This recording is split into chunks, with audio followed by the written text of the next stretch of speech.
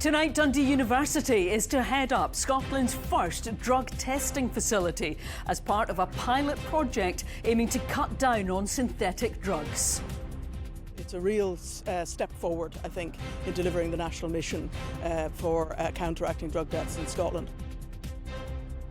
Also tonight, violence in Scotland's schools increase. The number of incidents of violence in primaries and secondaries in Dundee has almost doubled since 2022. As the National Mod winds down for another year, has the annual celebration of Gaelic music and culture boosted the local economy? And in sport, Aberdeen's Jimmy Tilleen plays down reports linking him to the vacant managerial position with the Swedish national team. I'm Andrea Breimer. This is the STV News at 6, live from Aberdeen.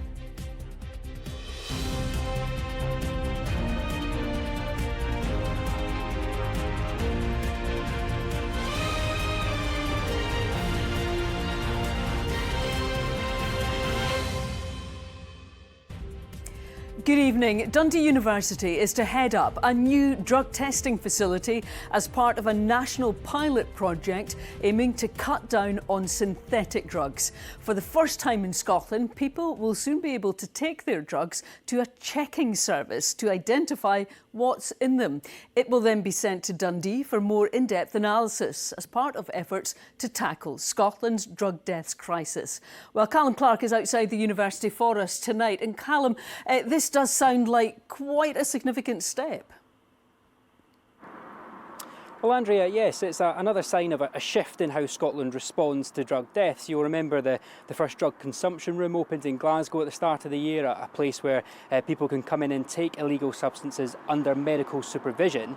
This is about drug checking facilities, so people coming into a facility in a community, getting a basic test of what's in their drug before they plan on taking it, and then actually a sample of that drug is sent away to Dundee University for some more testing. Now, this is part of a pilot project which has been backed by around about £1.5 million in Scottish Government funding, and it's all in a bid to tackle this rise in highly dangerous synthetic substances. We'll receive the samples anonymised, so we can't identify in any way the person who might have provided that sample. So our part of the work is more about providing that information base, but it's better than what we currently have, and that's the whole purpose of this: is to try to provide a realistic picture on a timely basis of the types of drugs that are circulating around Scotland. So what's prompted this move then, Callum? Well, on one hand, Andrea, drug deaths in Scotland remain extremely high. Last year, more than 1,000 were recorded in Scotland. But more specifically, it's a concern about this growing number of people dying as a result of contaminated drugs. So people maybe taking what they think is maybe heroin or benzos, and in actual fact is a much more highly potent synthetic opioid known as nitazene. This project hopes to provide a little bit more clarity about what's in drugs, but a little bit of a warning from researchers. This is about providing data, actually then getting these contaminated drugs off Scotland's streets. That's a whole other issue. OK, Callum, many thanks for that from Dundee. The number of incidents of violence in schools in Dundee has almost doubled since 2022. That's according to data obtained by STV News, which showed there were almost 2,000 incidents in 2023 to 24. New figures have also revealed that Scotland has the most violent classrooms in the whole of the UK. Well, Oliver's here. It sounds pretty worrying. What do the numbers say? Well, they're pretty grim, to be perfectly honest with you, Andrea. Data we've been provided with from a Freedom of Information request has shown that in Dundee schools in 2021 to 22, there were just over 1,000 incidents of violence from pupils towards their teachers. It rose the following year, and then again in 2023 to 24 to almost 2,000. That's almost double the number of incidents in just 2 years. Now, the numbers include both physical and verbal attacks, but in that year, over 1,100 of the incidents that were recorded were physical acts of violence. Dundee City Council says incidents are always treated extremely seriously. Unions say their members aren't protected enough.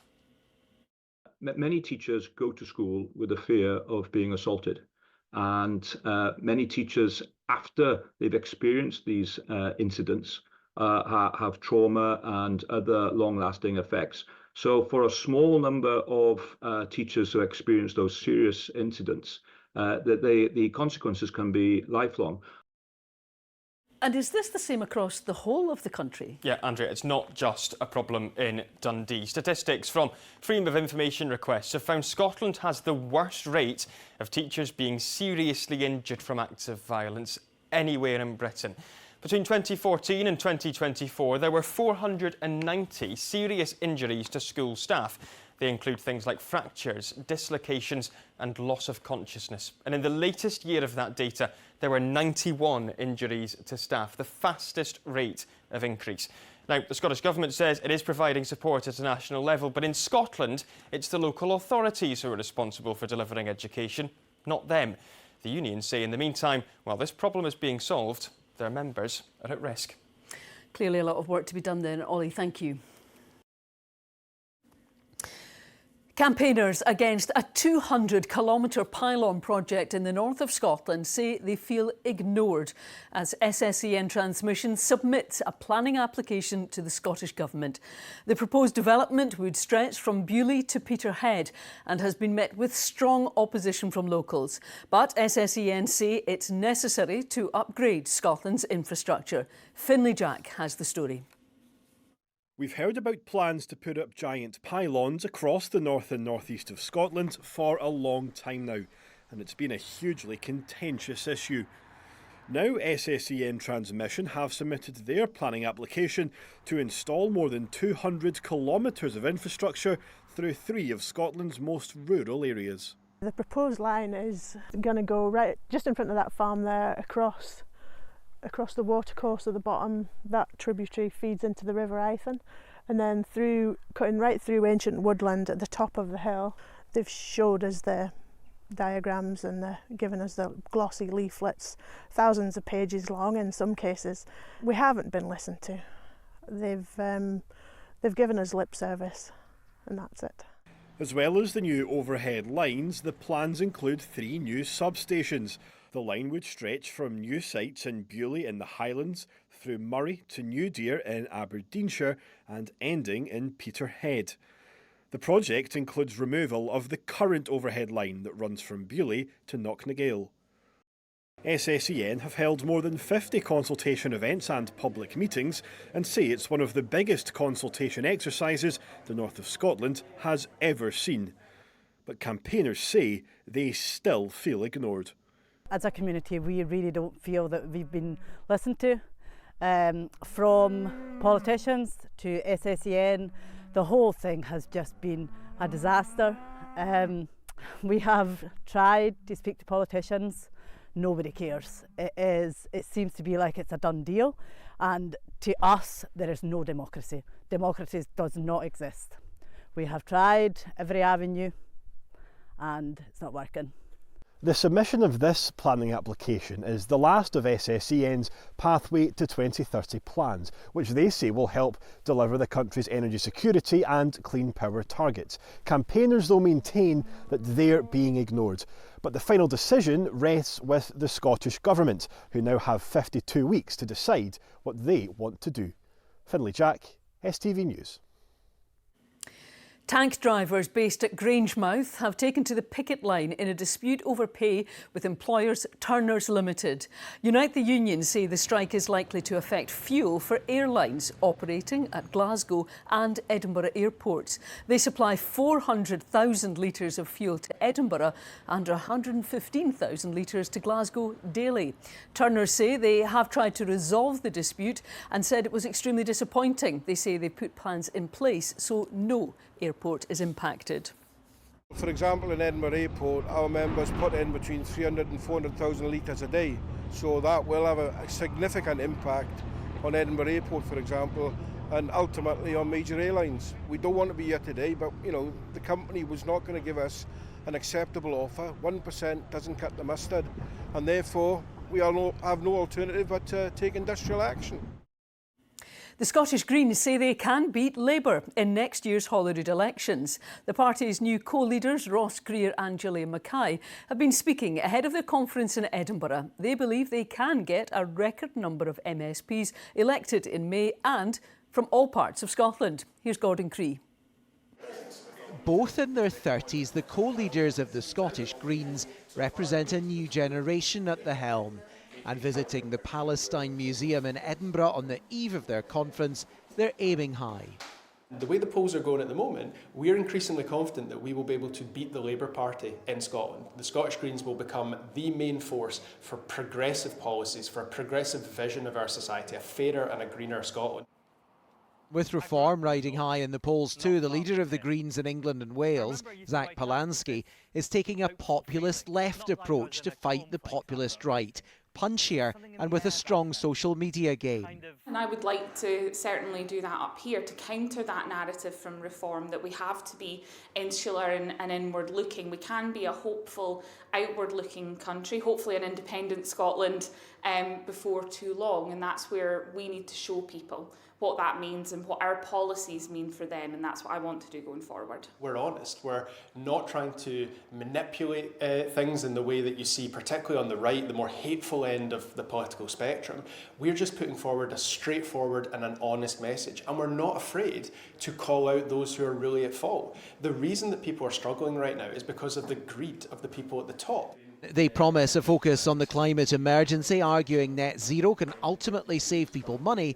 And after the spell as a junior partner in government, they're open to a return if there's an opportunity to deliver green policies. Gordon Cree, STV News, Edinburgh. People in Dundee and Tayside are being urged to save water after it emerged reservoirs are 40% below average for the time of year. We've been asked to take shorter showers, avoid using garden hoses and use washing machines and dishwashers only when fully loaded. Scottish Water say they are concerned that the winter and spring refill will not replenish levels enough, leading to greater water supply challenges next year.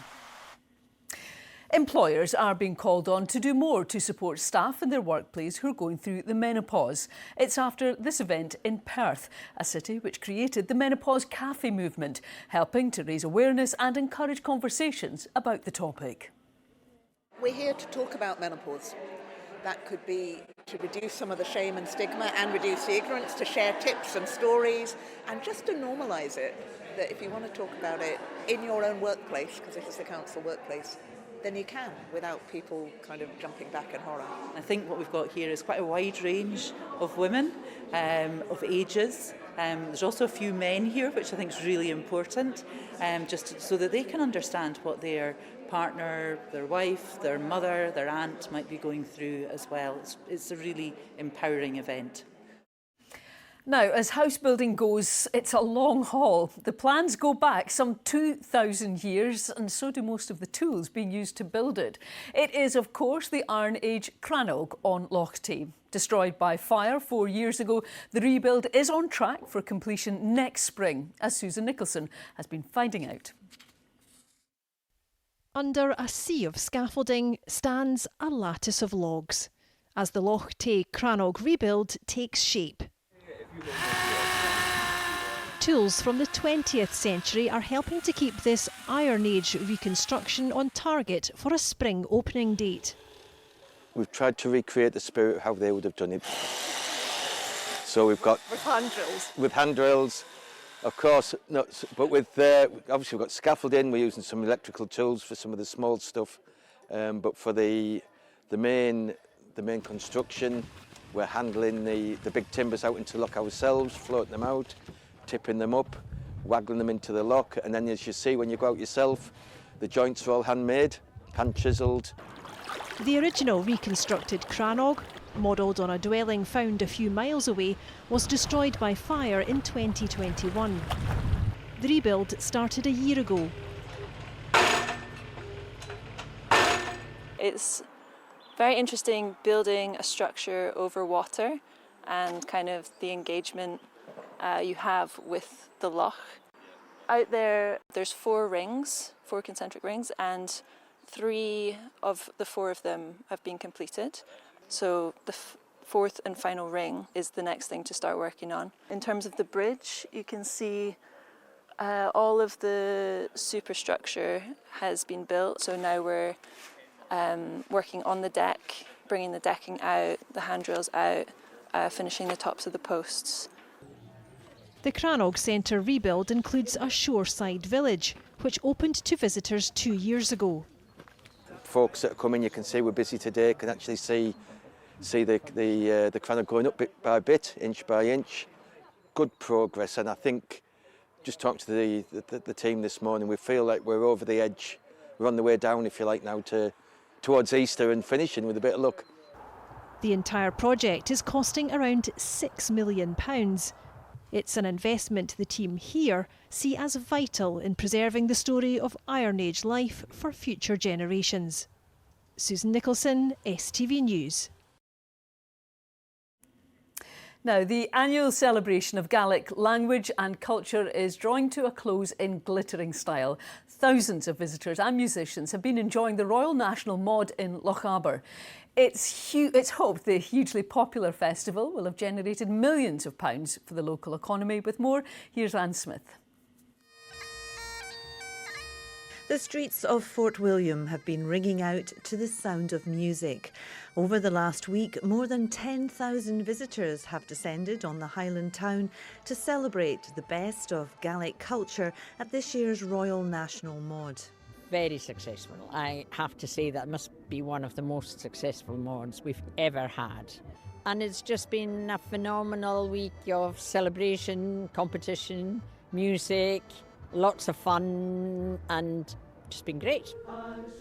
The mod's been running since 1891 and is held in different Scottish towns each year. Thousands of talented singers, dancers, musicians and poets of all ages compete for prestigious trophies and medals. For the winners of the traditional singing gold medals, it's a proud moment. It's very surreal, hasn't quite sunk in yet. But very happy, very proud, and had a good time. I'm just delighted. Can't believe it's still not quite sunk in, but I'm just really happy. The Mod's the biggest Gaelic cultural spectacle and is expected to be a huge boost to the local Lochaber economy. The benefit to the restaurants, to the nighttime economy, to the hotels and the self-catering, it's just got to be phenomenal. The event's the first to be held since a new bill was passed by the Scottish Government earlier this year to encourage greater use of Gaelic. And organisers say Fort William's vibrant celebration proves that the language is in fine voice. It's fantastic for promotion of Gaelic language, and that is really what we strive for. And our high school has got record numbers. We're some of the biggest numbers of Gaelic learners in Highland, and it's really important that we continue to see that thrive. And I think festivals like the Mod, which is the biggest showcase of Gaelic language and culture, can only do great things for that. The historic festival concludes tonight with the most prestigious choir competitions. Next year, it's Glasgow's turn to play host. Anne Smith, STV News. Certainly looks like it was a resounding success. It's time now for the sport. Here's Chris.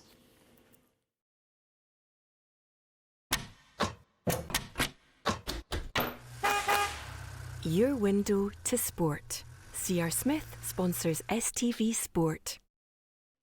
Good evening. It's Friday already, and Aberdeen's Jimmy Tilleen says he's honoured to be mentioned in connection with the vacant Sweden manager's post, but says he's plenty of work to get on with at his club, starting with tomorrow's trip to St Mirren. Well, the Dons haven't won in Paisley in years, but an almost full-strength Reds on cloud 9 after that win over Dundee could just be the team to end that unwanted record. Aberdeen head into tomorrow's trip to Paisley on a high. 2 weeks after ending their winless run in the Premiership with that comprehensive victory over Dundee. But as football truisms go, it'll count for little if they can't back it up with another positive result against St Mirren. That's the main thing. We've got to win the fight first and then show our quality after that. But we know they're a good team, a good manager, and they've got a great record at home, not just against us, but against a lot of teams. But yeah, we just want to go there and hopefully get 3 points.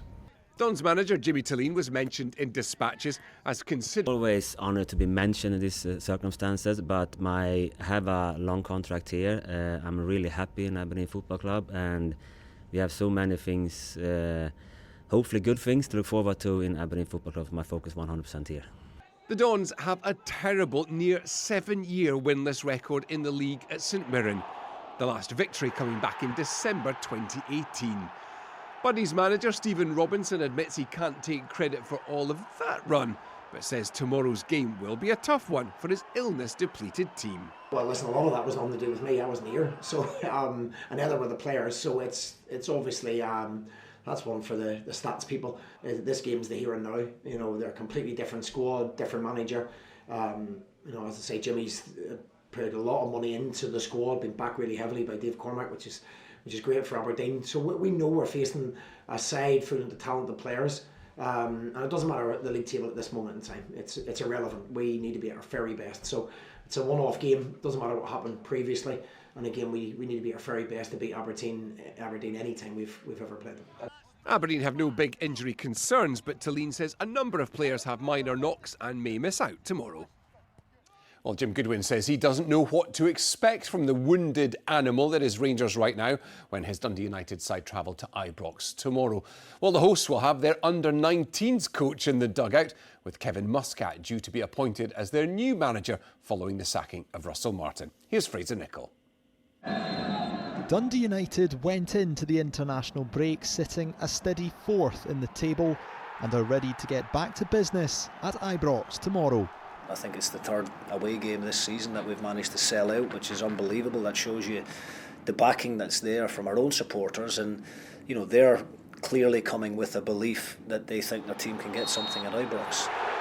They face a Rangers side that's been in turmoil between Russell Martin's post-Falkirk sacking and the arrival of Kevin Muscat. Under-19s coach Stephen Smith will be in the home dugout tomorrow. Defender John Souttar admits they need to turn things around fast for the visit of his former club. Whatever manager's here, whatever manager's not here, the lads have got to take responsibility, that's for sure, because there's games where we weren't good enough. As you can imagine, it's probably been a bit of a whirlwind, but I'm trying to keep things as normal as possible, and that normality is that we've got a game on Saturday that we need to go and win.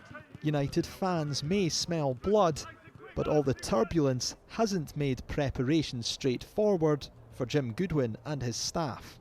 You know, they're a bit of a wounded animal at the moment, and I'm always disappointed to see anyone lose their job, but I think, you know, Rangers are a team that are full of quality. You know, they've got some very, very good players. I think they are in a false position at the moment. Russell had a real belief, and his teams all had an identity, if you want to call it that. You knew how they were going to build through the different stages of the game. So yeah, you could prepare for that, but obviously with him not being there now, we're not quite sure what to expect. The United squad looks in a much healthier position than it did earlier this season, with no injuries during the international break and Owen Sturton returning to training this week. It's only Max Waters and Ross Graham who remain sidelined. Fraser Nicholl, STV Sport. Well, the big games keep on coming, and on Sunday, second top Celtic come to second bottom Dundee.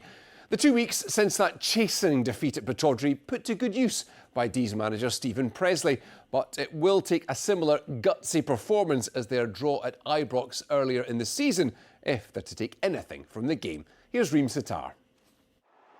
After Dundee's defeat to Aberdeen last month, there's been plenty of time for reflection. And D's manager Stephen Presley says he's learned a lot after looking back over the match. We have been competitive. The Aberdeen game was a real disappointment.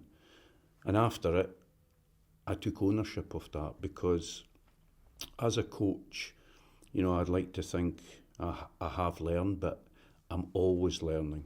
Dark Blues captain Simon Murray wants more from his teammates and believes they'll have to up their game to secure more wins. The Dark Blues have turned to off-the-pitch training for motivation. There's always things that the players must do better on, and we spoke openly about them. And it was a really, really productive meeting, in my opinion. It certainly wasn't a crisis meeting, but it was a productive meeting. I think we've been playing a bit naive, and if you look at Aberdeen, they had a bit of experience in the middle of the pitch. They were making little fouls and breaking the game up and, you know, frustrating us, and I think that's what we need to do more. And, you know, we've talked openly, and as I say, it's always learning. Sunday's game against Celtic could be a turning point for Dundee if Stephen Presley's side can repeat the performance from the 3-3 draw on their last meeting at Dens back in January. We play Celtic on Sunday, and it's 37 years. Most of our players have never born the last time that Dundee won. That tells you that this club, it's tough being at this club. Our record there is very, very good as a club over numbers of years, but it still doesn't make it an easy place to go. I think Stephen will have them really well organised. He'll have them competitive. They've shown already this season that they can get good results and performances. Reem Sitar, STV Sport. I'd be huge if Dundee get something from that game. Have a great weekend. Stephanie will be back here on Monday.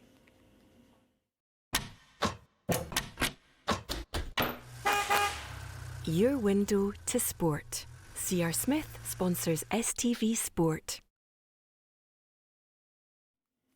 Well, let's see what the weather is up to this weekend. Sean is here with us. It's actually been a really lovely week, hasn't it? No complaints. Yeah, and it's quite strange, of course, because there was an awful lot of talk about anticyclonic gloom. We've actually had anticyclonic glee here in the north of the country. Yes, England, Wales and Ireland and southern Scotland seen an awful lot of cloud around this week and some showers. But here in the north, as you say, we've had some lovely days and good spells of sunshine in some areas. Today, the most favoured spots have been around Skye and Lochaush. Some good breaks here across the Western Isles as well. We've got a wee hole that developed over Loch Ness earlier on today. Some sunshine here and good spells of sunshine for Shetland, but we have a big change on the way this weekend. You can forget the anticyclone.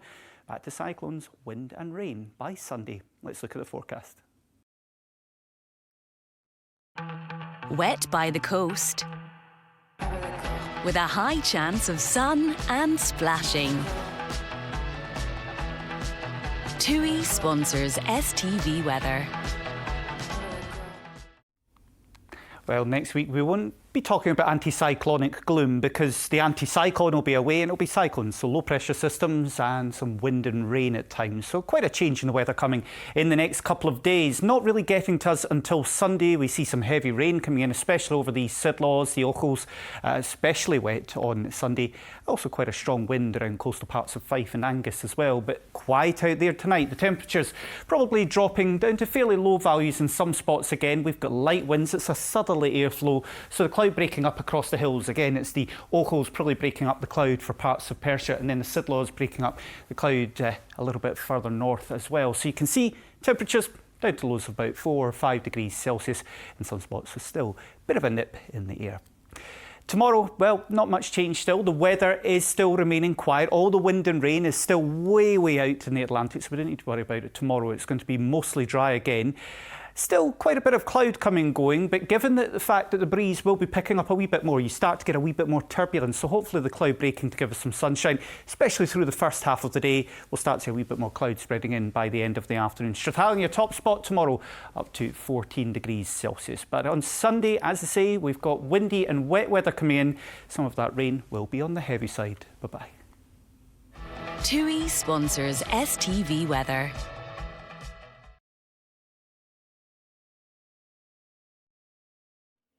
Now, just before we go, a quick reminder that at 7 o'clock, What's on Scotland is back, where spooky season is officially underway. Laura has been chatting to the stars of Guillermo del Toro's new movie, Frankenstein, which was filmed at the Dunnett Estate in Aberdeenshire. Challenging as the material was, as dark as sometimes it was, it just was such a joy. And particularly when we got to Scotland and got to film, around Edinburgh and Glasgow, like that was, in these incredible sites, that was amazing. Yeah, what did you think of filming in Scotland? Because for me, when I see it on the screen, I'm like, oh, there we are. How was it? Woods behind my cottage, and I got lost in the woods. And then I followed the stream, and I came out from the stream, and then there was a pub. I mean, that is Scotland to a T. Like, yeah. Talking about the movie. That's where you're Jimmy. You're never far from a pub in Scotland. That's where we'll have to leave it. From all of us here, have a great weekend. Good night.